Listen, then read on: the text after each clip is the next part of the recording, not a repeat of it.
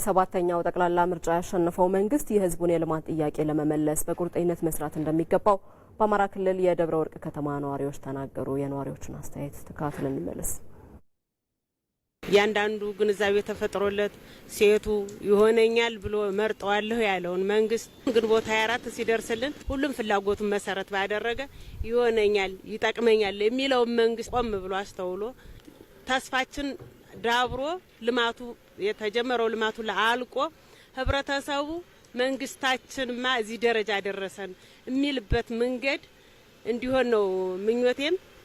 ስመርጥም በዛ ልክ ነው፣ ምኞቴም በዛ ልክ ነው። መንግስት የጀመራቸውን መሰረተ ልማቶችና የጀመራቸውን ዲሞክራሲ ስራዎች ያስቀጥላል ብዬ አምናለሁ። ማስቀጠልም እንዳለበት ነው መሆን የሚገባውም ይሄ ነው።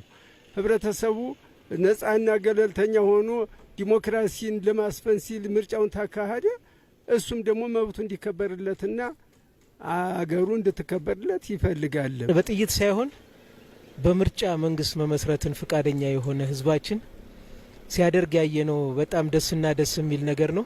ስንንገራገርና ምርጫ ካርድ ለመውሰድ ሲፎከርብን የነበረው ነገር ሁሉ ያንን ተቋቁመን አንድና አንድ ለምን ልማታዊ መንግስት ለማግኘት መንግስታችንን ለማወቅ መንግስታችንን ለመገንባት በጥይት ሳይሆን በድምጽ በምርጫ የበላይነትን የሚያረጋግጠውን መንግስት ይዘን ለመቀጠል ነው ትግል ለምርጫው በምርጫው ሰዓት ስናደርግ የነበረው ትግል።